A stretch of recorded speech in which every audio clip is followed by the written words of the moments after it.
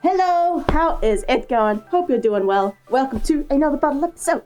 As furries, a lot of us actually didn't know about the furry fandom for a long time, but we still enjoyed media involving anthropomorphic animals for many, many years. You've probably already heard of the most influential movies and TV shows, but there is also a lot of literature out there responsible for people finding their furry side and inspiring a very large portion of the furry fandom. Some are new, some are old. Either way, let's talk about a few of them. I just want to give a quick shout out to the patrons that helped me out with this video and the people that replied to my tweet. I tend to have commitment issues when it comes to books, so this topic isn't one that I was overly knowledgeable about. So a huge thank you to you guys for making this episode possible. Starting with the immediate thing that popped into my mind for this topic, Warriors. Warriors is a series of novels that revolves around a bunch of feral cat clans and the drama that ensues as they fight for survival and prosperity. Their clans are fully structured into ranks with a leader, medicine cats, warriors, queens, elders, apprentices, and mentors. Each cat has their own name that has a prefix given to them by their mothers, and a suffix given to them by their clan leader after they complete their warrior training. So you end up with some really cool names like Firestar, Jayfeather, Tawny Pelt, Squirrel Fight, Leaf Pool, and Cloudtail, just to name a few. There are so many characters in these books that I could fill out this entire video just by listing off their names. The books are written by Aaron Hunter, but this is actually a pseudonym for the multiple writers that create the series. The series started back in 2003 and has over 80 books, with more still being written to this day. Warriors has built itself a massive world with heaps of characters and locations, paving the way for heaps of fans to create their own fan art, fan fiction, and fan characters. Growing up in the mid-2000s, I definitely remember Warriors. Like, I never read it myself, but my friends certainly did, and they were constantly drawing the characters from the books and creating their own ones. People even created full-on fan animations of scenes from the books. These were some of the earliest indie animations to ever appear on YouTube and were insanely popular. Heck, even my wife still uses her Warrior's name as her persona's last name, Swiftpaw. A lot of furries attribute their furry side to Warriors, and it's not too late to give the series a look if you're new to it. Next is a new-ish one that I had actually never heard of, but I picked up one of its audiobooks after so many of you guys mentioned it on Twitter. And this is where I put it. Audible sponsorship. If I had one! It's Wings of Fire, a series that takes place in a world that is completely run by dragons. This series has multiple arcs, but the first one is about a young group of dragons who were stolen as eggs to be trained for battle and fulfill a prophecy that stops a war between all the dragon tribes. Each different dragon tribe is essentially its own species, as they all have their own special traits, such as the Sandwings that have a scorpion-like spike on the end of their tails, or the Seawings that have gills and webbed feet that help them to survive extremely well in the water, or the Nightwings who can read minds. They're written by Tui T. Sutherland, I'm sure I'm pronouncing that wrong, and they first began in 2012. There's currently 3 arcs with 5 books in each one, but the third one is currently still being written. There's even some graphic novels in the works. The first 3 books are already done, and the 4th one is expected around July this year. I'm only a few chapters into the first book, but I am already loving it. Like, they flesh out the appearances and the abilities of these dragons and their world incredibly well. If it only took me that long to fall in love with the series, then I totally get how many of our fandom scalies found their scaly side with Wings of Fire. I would have killed for books like these when I was younger. Like, I was so obsessed with everything dragons. Speaking of my dragon phase, that brings me to our next set of books, Dragonology. The Dragonology series does have some novels, but it is mostly known for its illustrated documentary-style books that detail the different kinds of dragons discovered on Earth.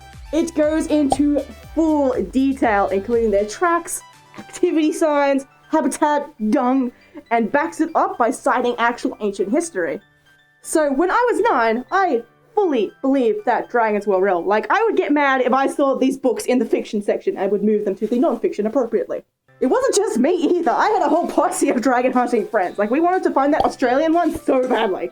The first Dragonology book was the main one and came out in 2003, but following its success came out with many more, such as Working with Dragons, Tracking and Taming Dragons, Bringing Up Baby Dragons, and their series of short novels, The Dragonology Chronicles. The books may be aimed at kids, but I assure you they can be enjoyed by all ages. They might be a bit hard to find nowadays, but if you spot one, I definitely recommend picking it up. Moving on though, next I want to talk about a series of novels that came out way back in 1986. It's Redwall. Redwall is a massive series that covers the many different time periods in the history of Redwall, a world inhabited by anthro animals. The setting is a very medieval fantasy type world, think like Elder Scrolls or Dungeons and Dragons, though they don't really touch on magic stuff much. You can follow the story of all kinds of different animals and their generations, such as the peaceful mice of Redwall Abbey being threatened by the evil rat Clooney the Scourge. So we follow the young mouse Matthias's journey to find a legendary hero. Or the Long Patrol, a fighting squad of hares about to face an incredibly ferocious battle, with our protagonist Tamro leading the charge, despite being the youngest. The stories aren't always cute and fluffy either, the good guys definitely don't win every time. The plots that Redwall develops make them a very difficult book to put down, or audiobook to pause for me, but it doesn't give you so much detail that it becomes overwhelming. There's 22 books in total that take place in the Redwall universe, with the last one being published in 2011 when author Brian Jacques sadly passed away. In 1999, they got an animated TV show that ran for 3 seasons, and in 2018, an official game was released. The game is called The Lost Legends of Redwall and is a 6-part series. The first one, called The Scout, has you playing as mice trying to get to Redwall Abbey for help. And the second part, called Escape the Groomer, is actually a text-based adventure where you're guiding an otter named Gillig through some castle catacombs to safety. So as you can see, this long-running series is extremely well loved, so it is no surprise that this anthro world has been quite influential for a lot of furries. Now, let's talk about something much more recent, and is the latest obsession of mine. It's Beastars.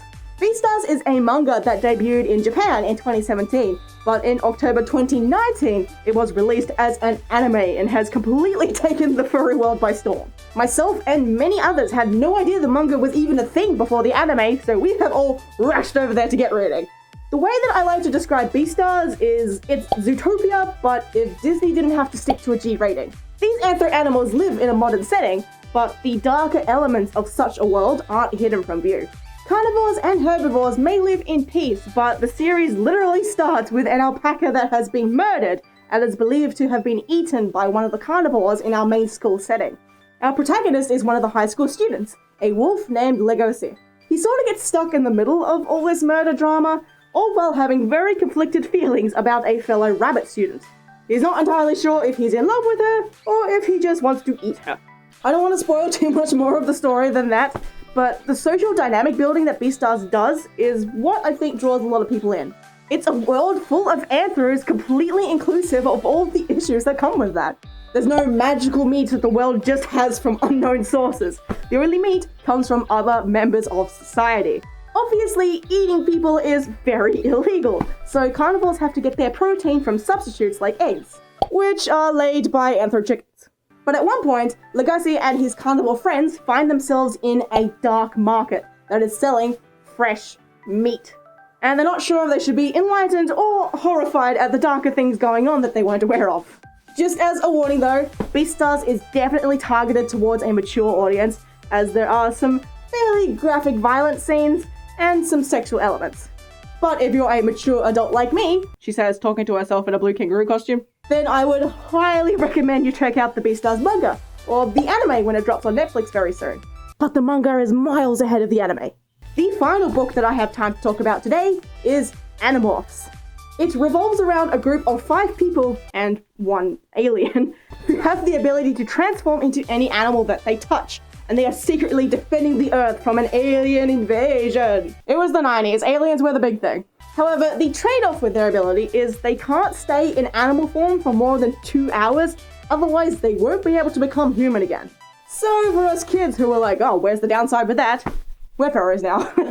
Animorphs tends to be rather responsible for the transformation side of the furry fandom, which are furries who really enjoy settings where they can transform into their persona via various means, usually like potions or touching a magical object. With lots of furries even photoshopping transformation sequences similar to the covers of the Animorphs series. Animorphs also got a TV series in 1988, and it was alright.